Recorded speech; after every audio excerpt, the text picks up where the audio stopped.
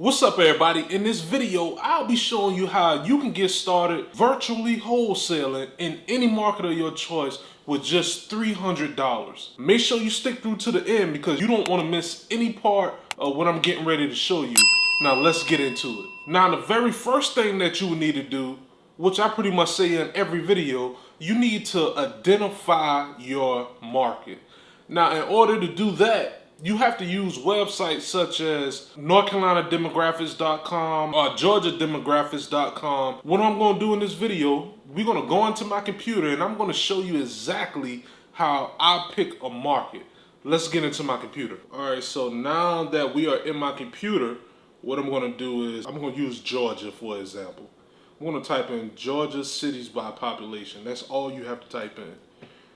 You click enter. And then you go into the search and you see that they have Georgia-demographics.com. So what I'm going to do, I'm going to take a look at the area and see the different cities in the area. But what I'm also going to do, I'm going to open up another tab and I'm going to go to maps and I'm going to go to Google and I'm going to type in Atlanta, Georgia. Because I know that's an area where there's going to be flippers, there's going to be people that's going to be doing infield building, there's going to be cash buyers. That's what we're going to leave it as. But as you can see, there's a lot of little areas around Atlanta that you can potentially go in, right? So what I'll do is go into GeorgiaDemographics.com. I see Atlanta is #1. We have the Augusta area, which has 202,000 population. You can go in these areas, but anything here on down, that's what I'm going to be looking at. So basically, I'm just picking a random one to look at. So you have Marietta, Georgia, which is 60,000 population, right?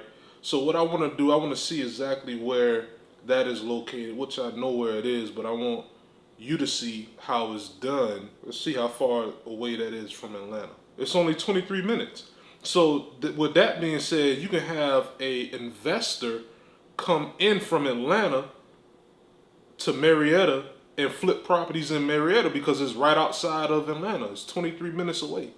So we're going to use this particular small city as an example with 60,000 population, and then we're going to go to the next step. Now, if you enjoy this content, please hit the like button, subscribe, and click the notification bell, and let's get back into it. All right, so the next step after you already identified a market that's close by a major city, you need to figure out if there are any flippers currently in that area. Because if you're able to identify 10, 20 to 30 plus flippers in that area, then this is definitely an area that you want to go in. Now, out of the $300 budget that I mentioned, you will have to spend $97 and get PropStream software that I use on a daily. And if you use my link below, you actually get a 7-day free trial. And instead of paying $99 a month when the trial is up, you end up paying $97. But if you're going to go in virtual markets, this is an absolute must, because if not, you'll have to use list brokers that's probably going to charge you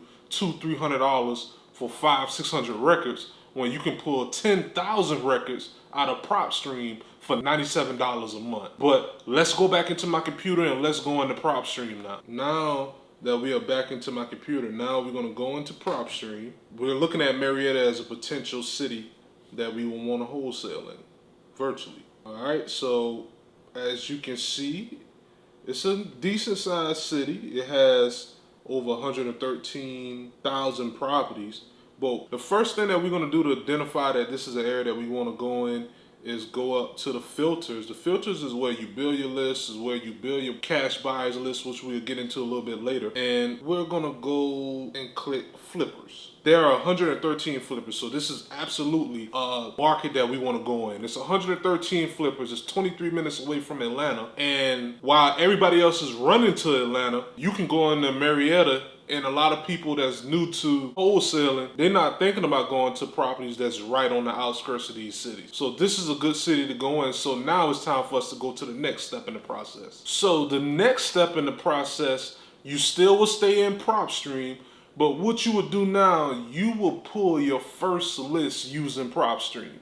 So basically, I have videos on how to pull lists, my 3 favorite lists to pull in PropStream. But whenever I'm going into a new market, the first list that I go after is the vacant property list. So basically, properties that have owners that do not occupy the property and no one is occupying the property, that's the list that you will pull in PropStream. And then any list after that, you can start going into distress. But the only thing about the distress list that you will have in a virtual market, such as pre-foreclosure, you need to spend time learning about the pre-foreclosure process to make sure you understand it from start to finish.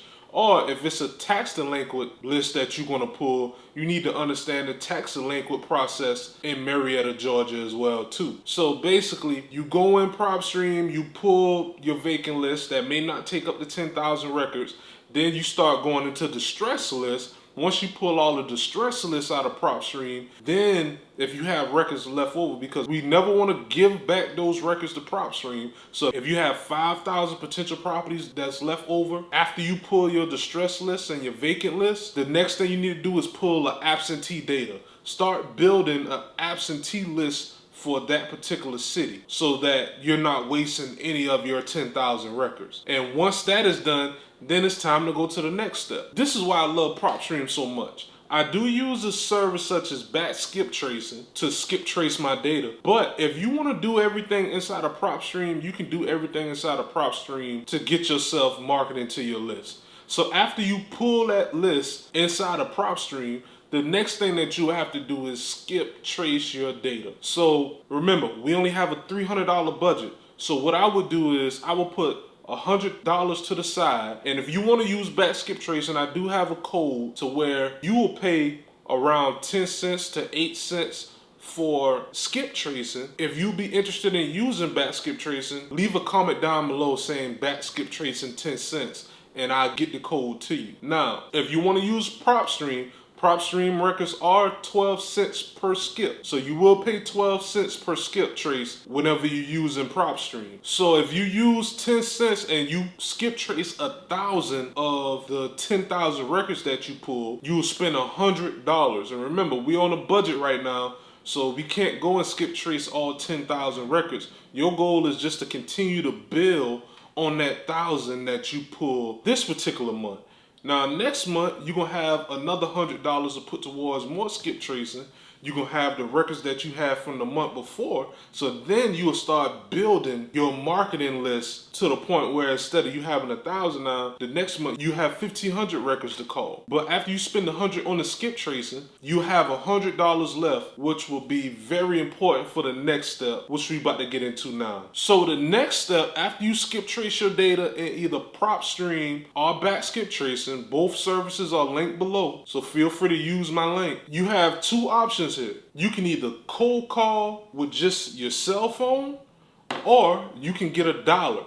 If you want to be more efficient and get to talking to sellers quicker, the best thing I can tell you to do is get Call Tools. Call Tools is also linked below, but what that's going to allow you to do is the list that you just skip trace, you can import it into Call Tools and you can set it to dial 3 sellers at one time, 4 sellers at one time, or either up to 10 sellers at one time. Because I would never recommend going past 5 if you're just a one-man or one-woman operation. So if you start off with 3 and you got a new list, Call Tools is going to continuously keep you talking to sellers. So that's how I will spend the remaining of the marketing budget, is getting $1 and making calls, because it's free to make calls throughout the month. Yeah, you have minutes, but 9 times out of 10, you're not going to run through those minutes that they give you every single month. Now, if you want to hold on to that $100, you can dial one by one, but it would not be as efficient as dialing with $1. Now, let's get into your next step. So what's going to happen next? Once you start dialing the Marietta sellers, what will happen is you're going to start getting responses. You're going to start getting sellers saying, yes, I want to sell. Yes, I want to sell, but not right now, which those are follow-ups. You're going to start getting sellers saying, no, I'm not interested. You even get sellers saying, I'm not interested. Take me off your list. Never call me again. You get sellers saying, hey, you're dialing the wrong numbers. And you'll get a seller saying the property is already sold. So what you want to focus on, since we're on this budget, is making sure that you mark these records properly inside of Call Tools, if that's the service that you use, to make sure that you're not dialing these sellers again. once you get a response. But once you get a response from the seller that's saying, yes, I want to sell, what's your offer? What you need to do is you need to collect as much information on the property as possible. You got to remember that you're in a virtual market, so you're not going to be able to get to the property unless you fly out or unless you drive to the property, even if it's 3-4 hours away. I wouldn't recommend it, but get as much information as possible. And while you're in PropStream, what you can do, you can actually look in the Marietta area and see what properties are going for in the condition that the seller is claiming that their property is in. And sometimes you got sellers that will say it doesn't need that much work, but then when you get out to the property, there's a hole in the roof and there's no way someone can live in it. So that's where your agreement would actually come in at, which we'll get into a little bit later. But in this situation, you just want to make an offer. You want to make sure that you're making a good offer, and you want to make sure that you're not getting the property locked up too high. I made a comp video, which is here, that you can check out after you finish watching this video, and it'll show you how to comp the properties even when you're in virtual market. Now, after you make the offer to the seller, and just say the seller accepts, it's time to get an agreement over to the seller. And the way that you would do that, you would use a service such as DocuSign, and you would email the seller over your AB agreement and get the seller to sign the AB agreement. And then you will find a local attorney that's maybe in Fulton County or in the Marietta area to start the escrow process. And once they start the escrow process on the property that you have under contract, now it's time to find a buyer. Guess what? You can find your buyers inside of PropStream as well. That's why I said this software is a must-have if you're going into virtual markets. And I also have a video that's linked here as well too, that'll show you how to find buyers in the market that you're currently in. So feel free to check that out. But once you get a buyer's list built and you schedule an open house, which that'll be the next thing that you'll do. If the property is vacant, you either have to put a lockbox on the property, or you can get boots on the ground to be there to make sure that all the buyers are able to get in. I recommend getting boots on the ground. You can pay them a certain amount, or just JV the deal and you split 50-50. And you know, they just handle everything on the ground since you're in a totally different area. It works. You just got to find somebody that you can trust and make sure you have all your ducks in line.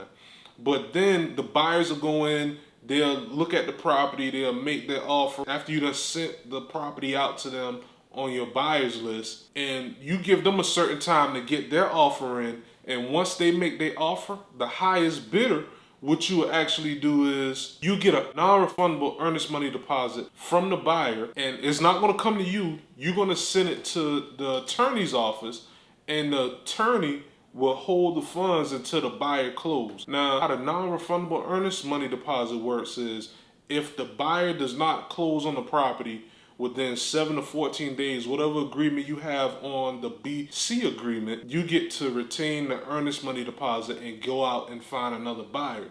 But if the buyer does close on the property, congratulations, you have your first deal. Now, check out my wholesaling playlist here, and I'll see you next time.